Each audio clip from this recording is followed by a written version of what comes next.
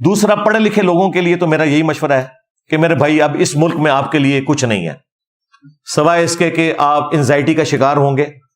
تو بہتر یہ ہے کہ آپ میں سے جس کا بھی کوئی ایسا معاملہ سیدھا ہوتا ہے دوسرے ملکوں میں نکلیں, وہاں جابز کریں, اور یہ کوئی ایب والی بات نہیں, اور ریمیٹنس پاکستان کو بھیجیں.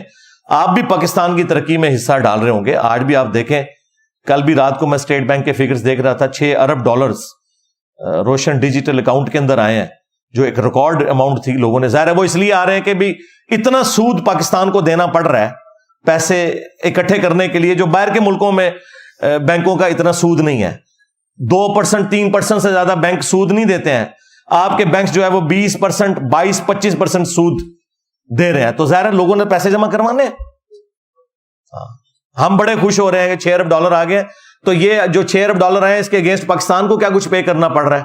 At the end of the day نقصان ہی اٹھا رہے ہیں. تو اس لیے جو لوگ پڑھے لکھے لوگ ہیں دوسرے ملکوں میں جائیں, وہاں جا کے جابز کریں, اپنے ملک کے اندر ریمیٹنس بھیجیں.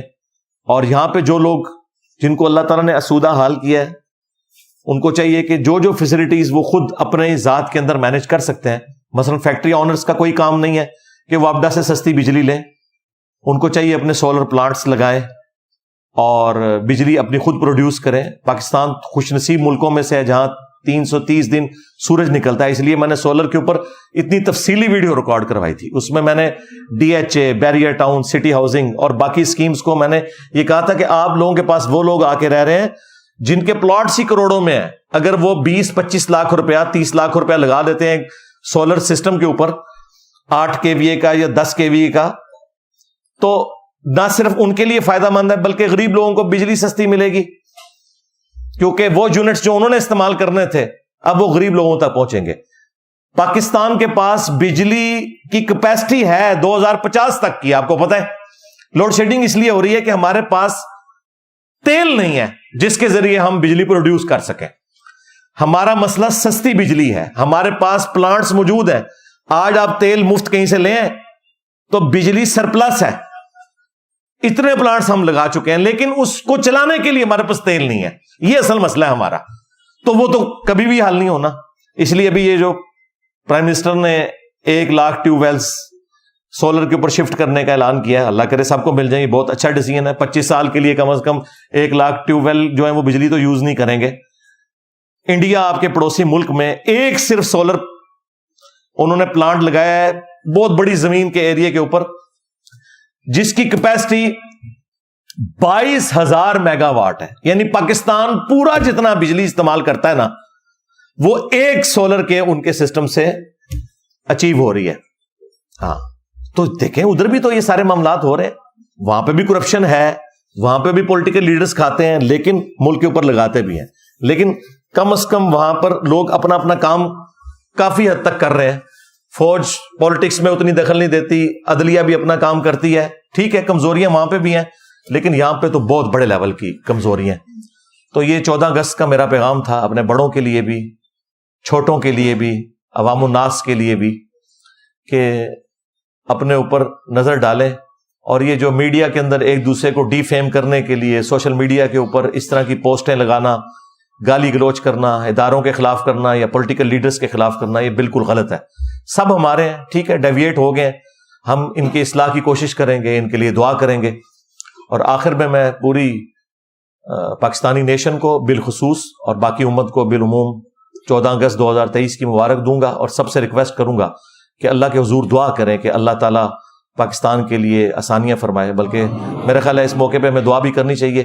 اللہم انی اسألک بانک انت اللہ لا الہ الا انت الاحد الصمد الذی لم یلد ولم یولد ولم یکن له کفوا احد والہکم الہ واحد لا الہ الا هو الرحمن الرحیم الف لام میم اللہ لا الہ الا هو الحی القیوم اللہم صلی علی محمد وعلی آل محمد اللہم ربنا آتنا فی الدنیا حسنہ وفی الآخرۃ حسنۃ وقنا عذاب النار ربنا آتنا من لدنک رحمہ وہیئ لنا من امرنا رشدا اللہم احسن عاقبتنا فی الامور کلہا واجرنا من خزی الدنیا وعذاب الآخرہ اے اللہ ہماری، ہمارے ماں باپ کی، ہمارے بیوی بچوں کی، پوری امت کی تمام دینی دنیاوی جسمانی روحانی ظاہری باطنی پریشانیاں تکلیف مصیبتیں دکھ بیماریاں دشواریاں دور فرما۔ اے اللہ ہمارے ملک پاکستان کی خیر فرما، اندرونی اور بیرونی خطرات سے محفوظ فرما، پورے عالم اسلام کی خیر فرما، بالخصوص چائنا میں، انڈیا میں، کشمیر میں، فلسطین میں، یمن میں، عراق میں، شام میں، افغانستان میں، پاکستان میں، جہاں کہیں بھی مسلمان قسم پرسی کی زندگی گزار رہے ہیں، غیب سے ان کی عزت آبرو جان و مال کی حفاظت فرما۔ اے اللہ ہمارے ملک پاکستان کو دن دگنی رات چوگنی ترقی عطا فرما۔ اے اللہ یہ مشکلات جو مسلسل سٹارٹ سے ہی ہمارے ساتھ اٹیچ ہیں، اے اللہ ان مشکلات کا خاتمہ فرما۔ اے اللہ اصلاح کی کوئی راہ نکال دے، ہمارے آنے والی نسلوں کا مستقبل اس ملک کے اندر بہتر ہو جائے۔ اے اللہ حاضرین کے دلوں میں نیک اور جائز جو دعائیں ہیں قبول فرما۔ اے اللہ حاضرین کے جو چھوٹے بڑے رشتہ دار فوت ہو چکے ان کی مغفرت فرما، جو بیمار ہیں انہیں شفاء کلی عطا فرما۔ یہ تمام دعائیں تمام دنیا کے مسلمانوں کے حق میں قبول و منظور فرما۔ جن جن بھلائیوں کا سوال تیرے محبوب صلی اللہ علیہ وآلہ وسلم نے تجھ سے کیا، تمام مسلمانوں کے حق میں قبول و منظور فرما۔ جن جن چیزوں کے شر سے تیرے محبوب صلی اللہ علیہ وآلہ وسلم نے تیری پناہ طلب کی، تمام مسلمانوں کو ان چیزوں کے شر سے اپنی پناہ عطا فرما۔ سبحان ربک رب العزت عما یصفون وسلام علی المرسلین والحمد للہ رب العالمین وصلی اللہ علی النبی الکریم وعلی آلہ واصحابہ اجمعین الی یوم الدین، آمین۔